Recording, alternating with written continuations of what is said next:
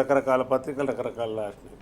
వెలుగు రాసినారు ఇవాళ హెడ్డింగ్ చూస్తే కేంద్రం సాయం చేయకున్నప్పటికి కూడా అతి తక్కువ ఖరీదుతోని ఎల్ఎన్టీని తీసుకొచ్చి దాన్ని చేసి నిర్మాణం చేసి ఇంతమంది మెట్రోకు 5-6 లక్షల మంది ప్రయాణం చేసే విధంగా అన్ని ఫేజ్ 1 కంప్లీట్ చేసింది.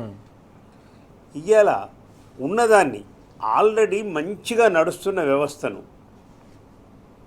ఈ రేవంత్ రెడ్డి సూర్యుడు భూమి చుట్టూ తిరిగితే ఈయన భూమి చుట్టూ తిరుగుతూ ఉన్నాడు రేవంత్ రెడ్డి. అది మెట్రోలో భూమి ఉన్నా, ఇంకో దగ్గర భూమి ఉన్నా, హెచ్సిఏలో భూమి ఉన్నా, ఏదైనా కానీ భూమి కావాలి ఇప్పుడు ఆయనకు. దాన్ని అమ్ముకోవాలి, పైసలు తీసుకోవాలి, ఆయన సీఎం పదవి నిలబెట్టుకోవాలి.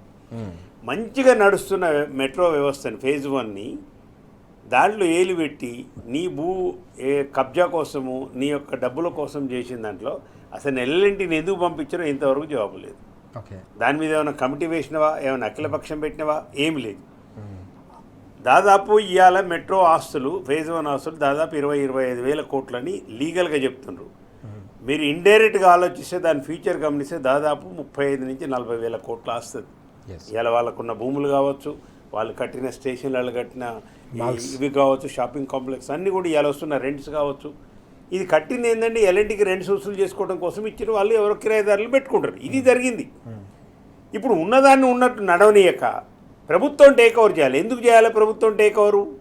పోనీ ఏది ప్రభుత్వం టేక్ ఓవర్ అంటే ఏంది రాజుగారు? ప్రభుత్వం కడుతుందా? 14,000 కోట్లు ఇవ్వాలి, ఎల్ఎన్టీకి కట్టాలి. నువ్వు కట్టింది అలా 1000 కోట్లు, మళ్ళీ ఎవడో రీఫైనాన్స్ చేయాలి కదా. అదే పని ఎల్ఎన్టీ వాళ్ళు చేసినారు కదా ఆల్రెడీ. ఇవాళ రైల్వే ఫైనాన్స్ వాళ్ళ దగ్గరికి ఈయన పోయినాడు. ఎంత డ్రామా అంటే బీజేపీది కాంగ్రెస్ చూస్తుంటే స్పష్టంగా నగ్నంగా వీళ్ళిద్దరి అక్రమ సంబంధం బయటపడిపోతుంది.